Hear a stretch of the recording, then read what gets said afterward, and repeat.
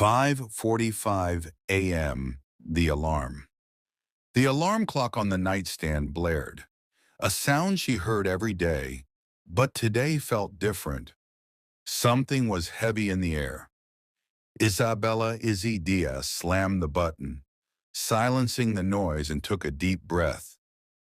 Marco Rossi, her partner, her best friend, was missing. Last night he left work and was never seen again. His phone was off. His car was still in the precinct parking lot. No signs, no messages, nothing. It was as if he had vanished into thin air. Izzy couldn't just sit and wait. This city swallowed people whole, but Marco wasn't one of them. She had to find him. The police station, 7 o'clock a.m.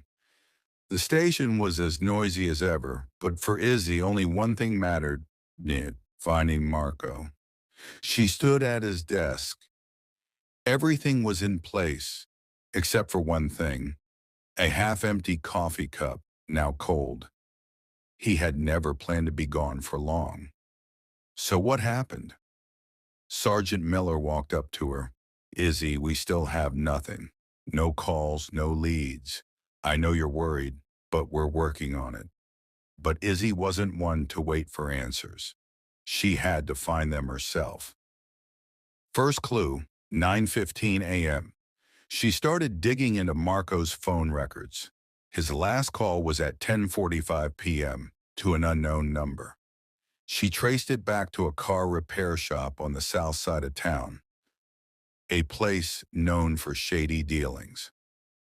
She drove there. The inside smelled of burnt oil and cigarette smoke. A man with greasy hands wiped them on a rag and looked at her. "What do you want, detective?" Izzy pulled out her phone, showing him the number. "This number called my partner last night. Tell me who was here." The man frowned.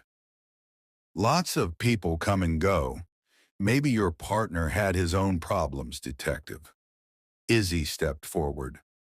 "Don't act like you know nothing, because if I find out you're lying, believe me, you don't want me coming back here." The man hesitated, thinking it over. Then he sighed. "A guy came last night. Tall black leather jacket. Talked to Rossi, then they left together. That's all I know." It was the first real lead. Now she just had to find the man who took Marco. Security footage, 11:30 a.m.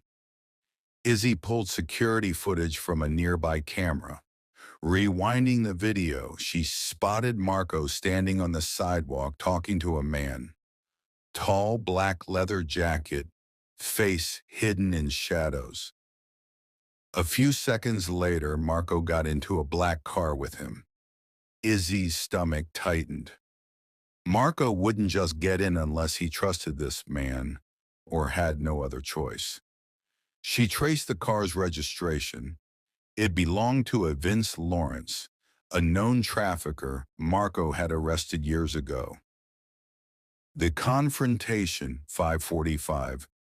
Izzy, along with a backup team, arrived at an old warehouse on the outskirts of town, one of Lawrence's usual hideouts. She moved in, hand on her gun. The air smelled of damp concrete and gasoline. Then, a faint voice. "Izzy!" She turned and saw Marco.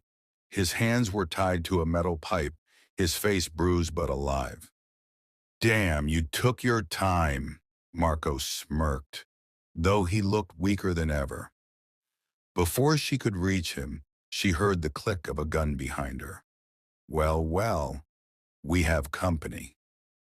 Vince Lawrence, in his black leather jacket, held a gun. "You really don't know when to stop, do you, detective?" Izzy narrowed her eyes. "Let him go, now." Lawrence chuckled.